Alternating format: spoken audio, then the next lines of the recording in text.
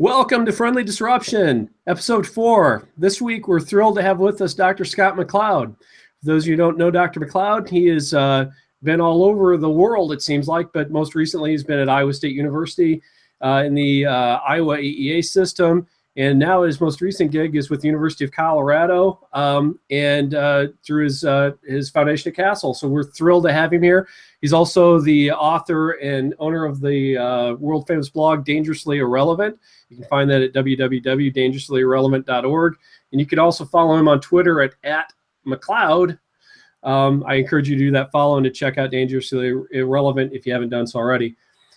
This week, we're going to be talking not only with Scott, but we're going to be talking about Grammarly, one of my favorite plugins, one of my favorite extensions for Google. And with that, I'm going to turn that over to Maggie Pickett to tell us a little bit more about that. So Maggie, take it away. All right. So Craig, I think we share that sentiment about this lovely tool. Grammarly is, I don't know about you, but I was kind of grew up as computers evolved. And when spell checker, I think I was in high school, spell checker came into play and oh my gosh, I loved it. But Grammarly is like spell checker on steroids, right? It gets at those intricacies of the English language that for a lot of us as users and students, our learners really find tricky when they're composing and sometimes just kind of fall over in the writing process. And so it's a web-based tool that it can be downloaded and utilized with Microsoft Office as well. But I'm most familiar with it in the Chrome browser as an extension. It's also an add-on, and it works really nicely, really slick. And what it does is it just alerts you to those grammar mistakes, the ones that typically slip by with the little red underline. Instead, Grammarly picks those up, but it also offers suggestions for how to fix it. So it's a really great tool. I personally use it often. I think we've got some other folks on the line today. I think Craig uses it as well. I do. So that's my 2-minute spiel about Grammarly. Well, I would add that one of my favorite things about Grammarly, I'll tell you my favorite thing and the thing that I like least about it.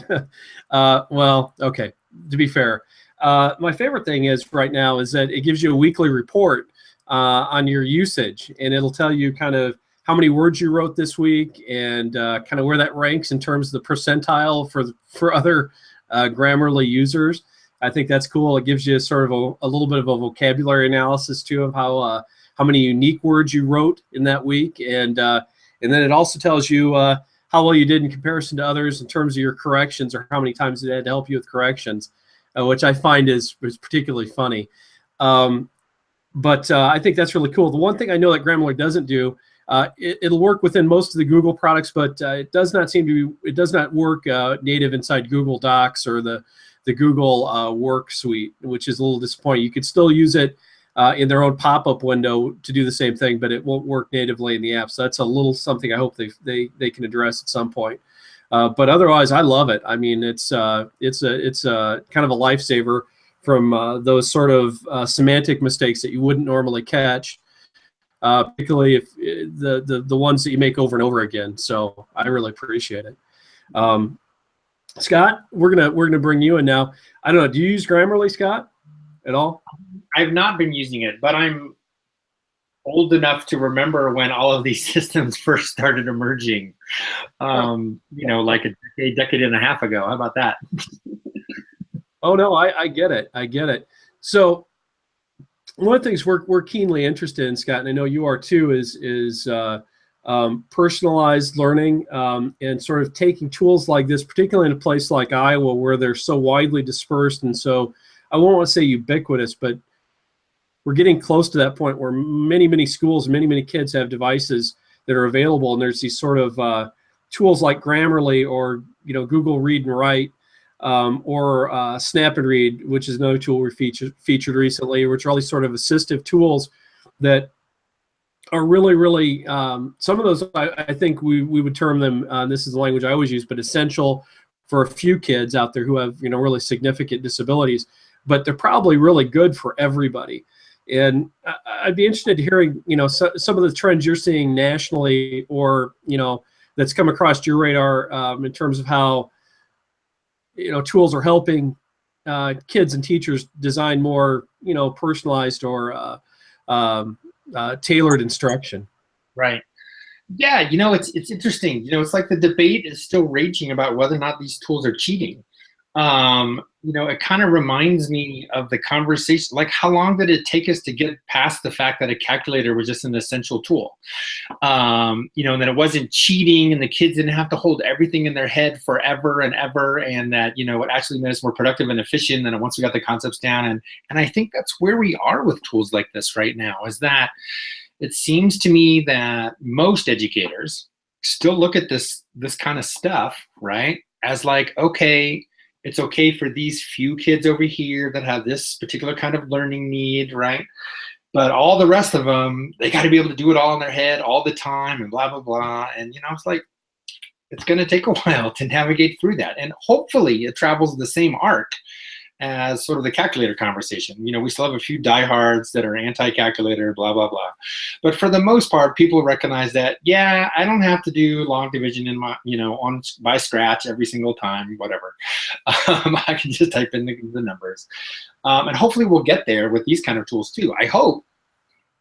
No, I do too. And I mean, I love the calculator analogy. The analogy I make is a bit more extreme, but, ultimately the alphabet's kind of the most fundamental technology, right? I mean, until we invented that a couple thousand years ago, we were stuck with the oral tradition.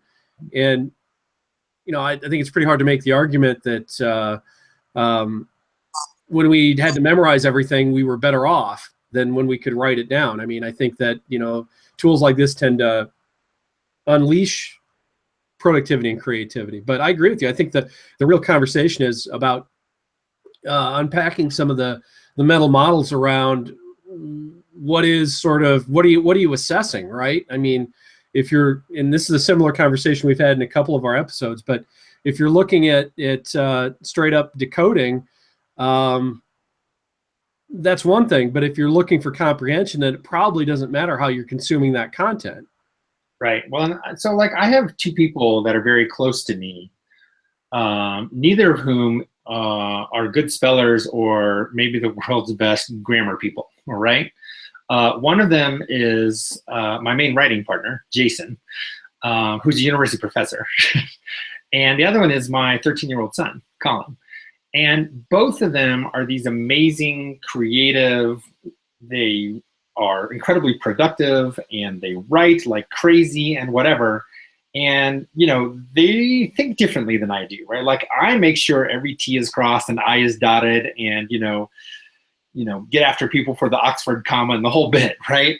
But they're not like that. Like they just have this stuff in their head that just has to get out. And you know what?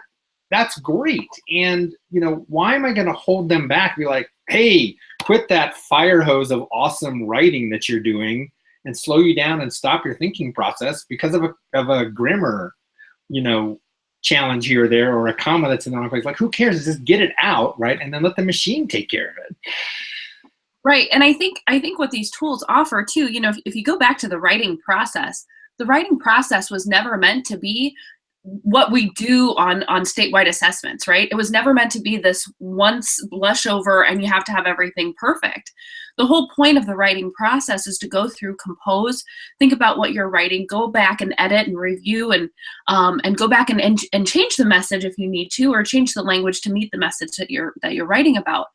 And why would we not, through that writing process, offer opportunities to streamline for, in my opinion, any kid, but especially kids with disabilities, streamline the things that are more challenging for them, so that they can really hone in on the message that they're meaning to convey through their writing, which is the purpose of the writing. Right. And I think if you talk to educators, a lot of them would buy into that point, right? They buy into the point that your rough draft is exactly that, right? I think it's more on the cleanup side where we need to have the conversation, right? So the cleanup side is, all right, so you got all your ideas out and they're rough and they're all over the place and, but now it's time to clean it up. So do you need to be able to do that cleanup from your brain, or is it okay if the software helps you? And I'm like, I don't care. Let the software do it, because then you can spend your time writing more awesome stuff, right? But other people are like, no, you got to be able to do it. No, I think that is a great debate, and there's this sort of there's the automation feature, which is what I was driving at earlier. Is and again, the calculators are really good when I hadn't really considered it from that perspective, but I think you're exactly right. I mean, I think most people wouldn't consider it essential, and it's kind of the same way you think about phone numbers anymore, right? I mean, how many phone numbers do we actually commit to memory anymore? I can tell you a few, but most of them are stored in my device or in my contacts somewhere in the cloud, and I don't spend a lot of brain cells worrying about that. I mean, I think there was once upon a time, and I'm not sure when the sea change on that happened, but there, maybe it hasn't happened globally. I don't know. Maybe I'm speaking out of turn here, but for me, I don't feel guilty about that at all. A few years ago, I did. About not having phone numbers in your brain? Yeah, because I mean, it felt like I was, for lack of a better word, and use Scott's language, which I would agree with, I was cheating. I wasn't committing something that was important to memory. And then pretty soon I realized, no, that's just dumb. Well, and we always have these Armageddon scenarios. What if you lose your phone? Then you can't call anybody, right? Or, what if there's a nuclear war and all of a sudden you're all this dependency on the technology? I'm like, really? Like, that's what we're going to argue for? So I think in general society, we've made some shifts, right? Like, how many people know how to work on their cars anymore? How many people know how to, build a piece of furniture or fix their own roof? The number of people who know how to shoe a horse these days is pretty small.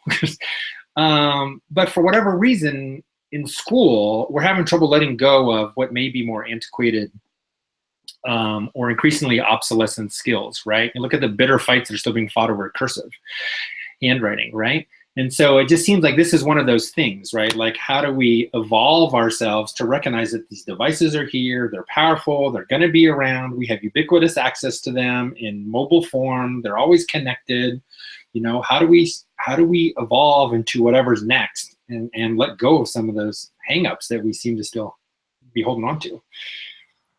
No, it's a great point on cursive. I know I was thinking that is right as you were saying that was coming to me. It's kind of a similar sort of notion. What if anything are you seeing in terms of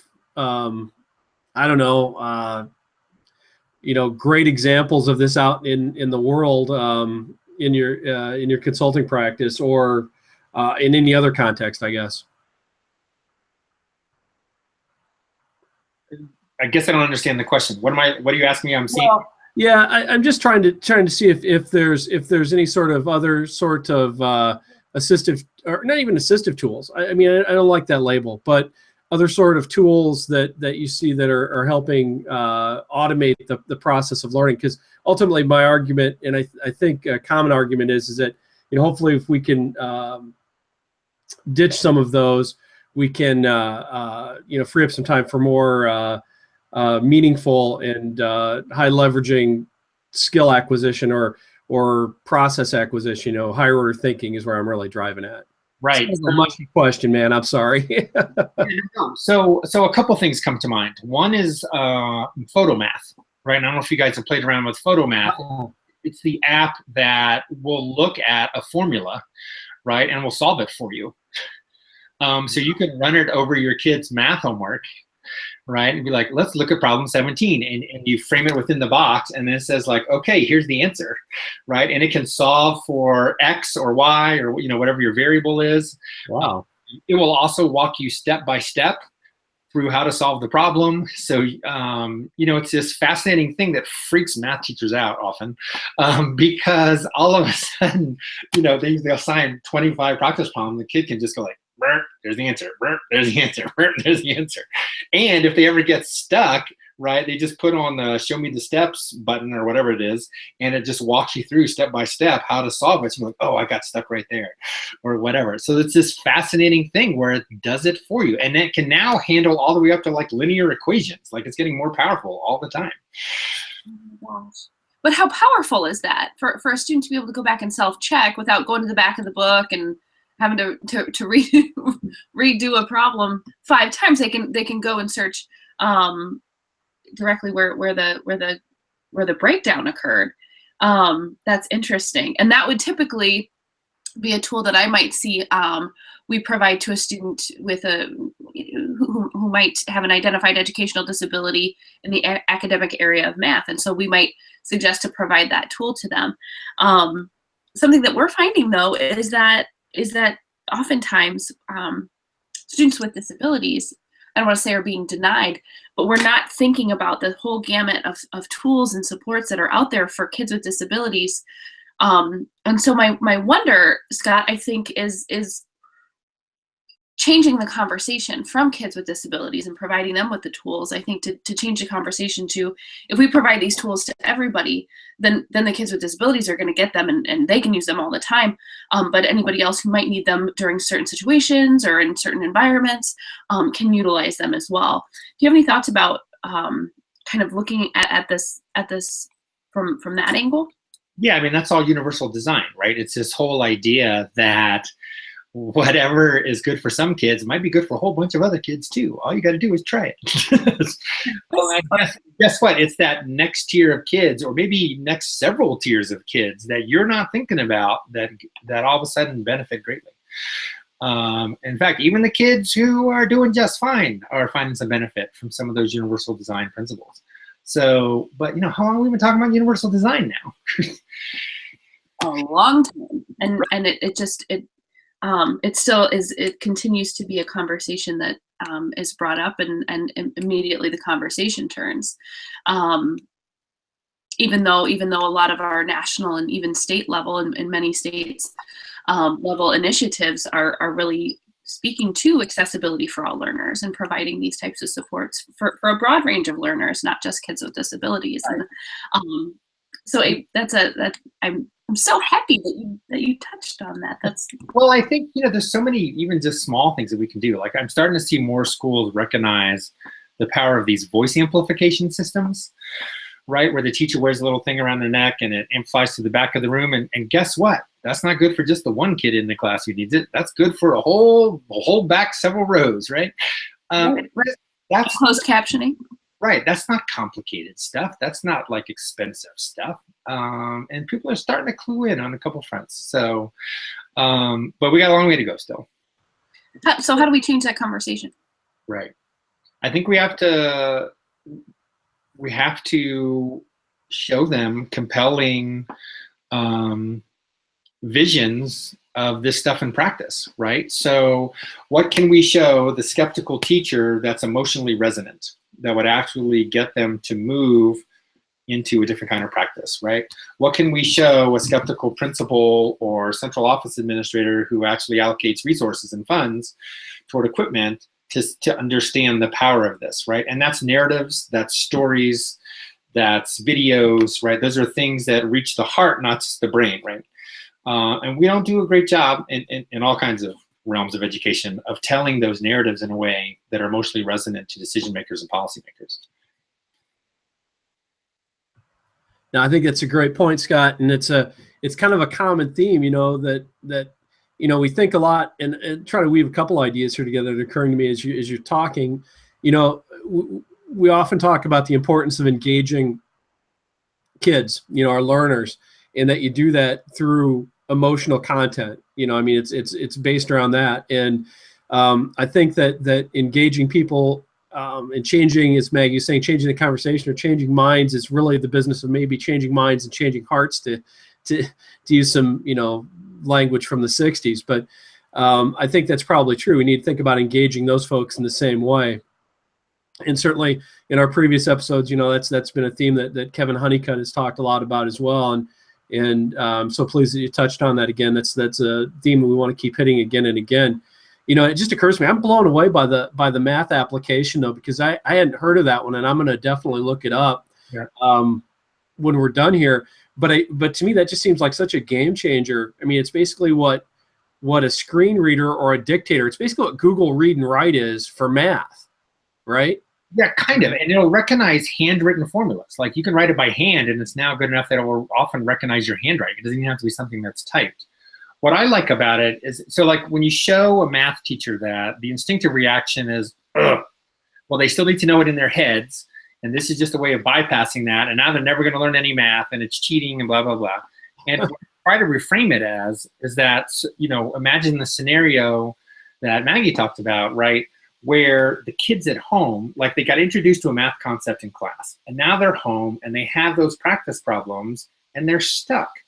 But you as the teacher can't be there, right, with every kid in your class to help them get unstuck at 7 p.m. on the home front. But photomath can, because photomath can be the tutor that you can't be, right, by showing kids where they're stuck and how to keep moving.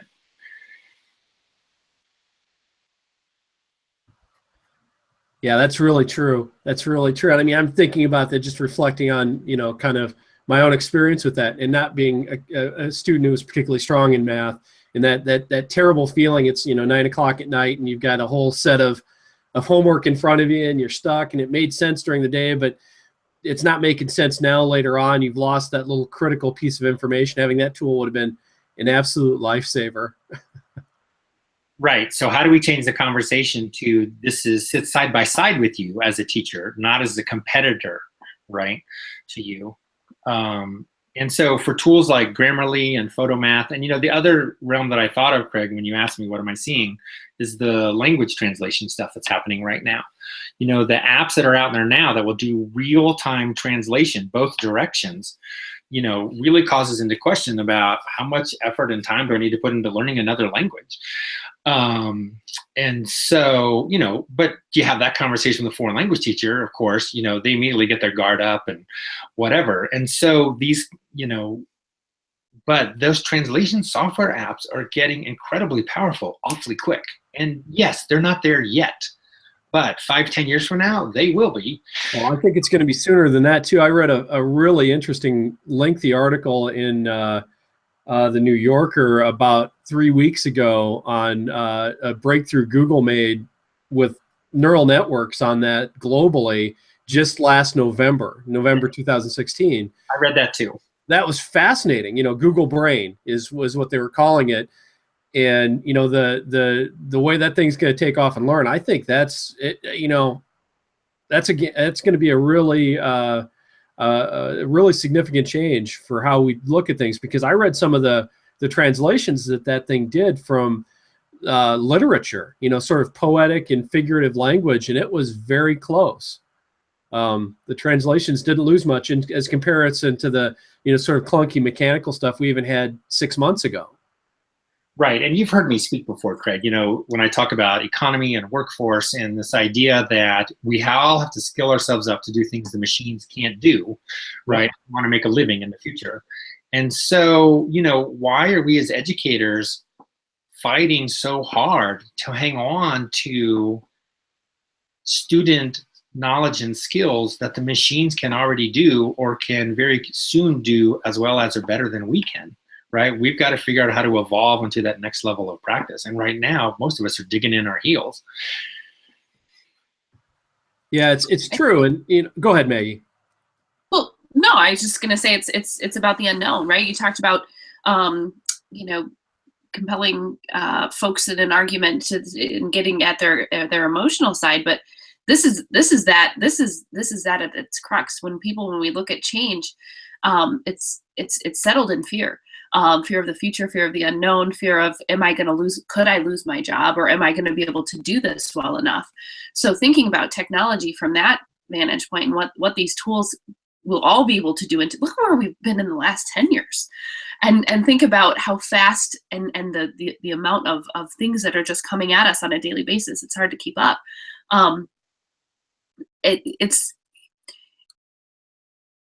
We're moving at such a pace that if we don't try to at least take some big steps as education in the realm of education, I fear, you know, it goes back to that. I have a fear, but all of this lack of moving forward, I think, resides in fear. Right. Yeah. Go ahead, Scott. Nope. You first.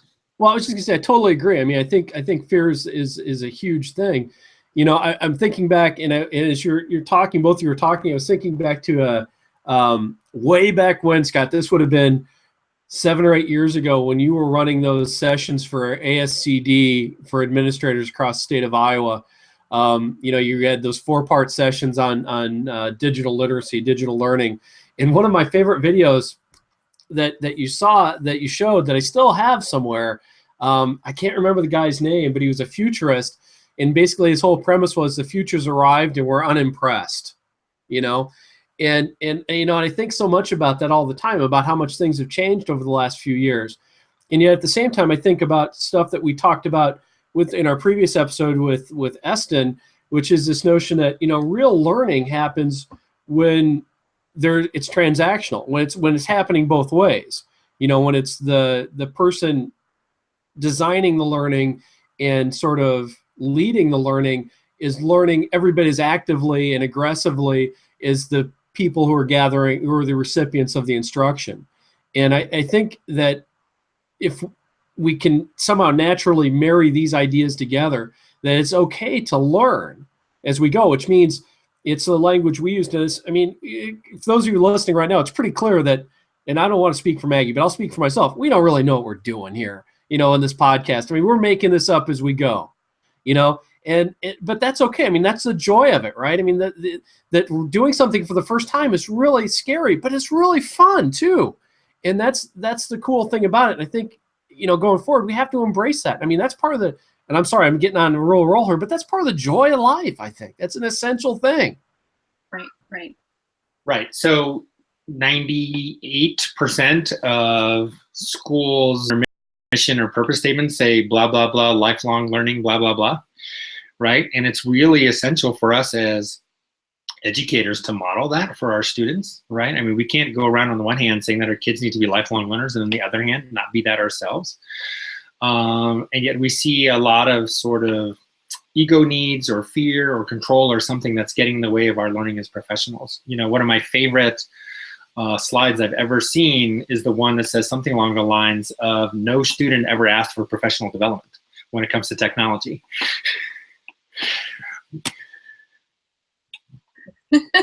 I think that hits home. I'm sitting here kind of thinking about that, and it resonates.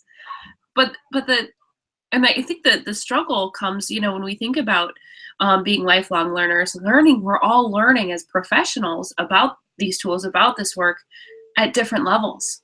So, a few years ago, I was a speech language pathologist and an AEA in Iowa, and, the out of 80 some or 90 of us, you could put us into probably 3 or 4 different groups of tech savviness, all the way down to I don't even know how to log into my Google account type of stuff. And so I think that's another, we're all over the board, and that's just another kind of variable in this equation that presents itself as a potential barrier to moving some of this work forward, is being aware of those differing needs. Right, but it's not just tech, it's also disciplinary, right? So there isn't a discipline or topic area in the world that isn't being transformed by technology. And I think, for those of us supposed to be educating our young people in the discipline, right? How is history being transformed by technology? How is writing being transformed by technology? How is foreign language or mathematics being transformed by technology? Et cetera, right? Pick your subject area. And so it behooves us to try and stay up to speed on that. It's not like we can freeze our discipline at the moment of time that it was in when we finished our, graduate degrees or, undergrad or whatever, right? And then started teaching. And it's definitely not frozen in time by that textbook that we have sitting in front of us. We have to figure out, how do we stay up on the latest trends within the discipline, right? Okay, so language is changing, right? We have these new tech capabilities. How do we embrace those and lean into those rather than running fearfully from them or trying to block them? Yeah, I don't want to oversimplify it, Scott, but and maybe I'm a bit of a revolutionary with this, but doggone it, the longer I'm in this business, the less I think content really matters at all. And that's an overgeneralization. I get that. I'm not saying we need engineers and we need scientists. But ultimately, we need thinkers. And, a good lead learner can take kids deep into any one of those areas and really unleash kids. And so I get exactly what you're saying. I think it's that transformative mindset our professionals need And I'm guilty of it myself. I mean, it's hard. You get in and you start defining yourself around a certain content. Well, I was an English teacher, so I'm going to value the heck out of that. Every kid needs this. And you start getting some ego definement out of that, or identity, definition out of that, and it gets hard. But at the same time, it goes back to what I was saying earlier. The joy in life, I think, is absolutely learning. And honestly, what you learn doesn't matter as long as you know how to learn something. I mean, it sounds simple, but. Right. So when we created books, right, we realized that we could take some stuff that we used to carry around in our heads and we could put them in a book instead. And then we learned how to go get it if we needed it. Right. And then we invented calculators, and we realized that we didn't need to carry around in our head how to calculate long division and square roots in our head for, decade after decade, that we could actually give that to somebody else as long as we understood the concepts and knew how to, right. And so I think, as the software continues to evolve, whether it's, Google voice search or Siri, whether it's these language translation apps, whether it's Photomath or Grammarly, whatever it is, we have to continue adapting and saying, what do we still need to be able to know and do in our own brains versus what can the machine do for us? And we're not having those conversations in schools, and we're not having those conversations within our disciplinary associations, whether it's social studies or math or foreign language or whatever. And we're not having those conversations with parents and community members about, yes, there's still some stuff that we need to carry in their heads. And yes, you have to have a certain level of content in order to understand what you find. At the same time, we're getting new affordances and new powers, right, that these tools are giving us. And like the calculator and like the book, what can we now take out and put over here instead? And what do we still need to hang on to? And if we don't know the answer to that, we can at least start talking about it, and we're just not. Yeah, it's so true. Well, we're about at the 30-minute mark, Scott, and it's been such a joy to visit. I don't want to cut off our conversation, so I want to make sure everybody has the last round, but I also want to honor your time with us tonight. We got a little bit of a late start, but I've been keeping an eye on the clock. So, you have any last words of wisdom to share with anybody who's listening to this, Scott? In terms of overarching thoughts or things we might not have touched upon that you want to make sure we get communicated? Well, let's see. We started with Grammarly, and somehow we got from there to gut-clenching fear. How about lean into the possibility rather than running from the fear? So, because these tools give us amazing new possibilities and empower us in incredible new ways, if we can lean into that, the other stuff will work itself out. Write that down. There you go. There's the next big thing, Scott. Well, again, thanks so much for taking time with us tonight. We sure appreciate it. And that's it for this episode. Thanks for listening.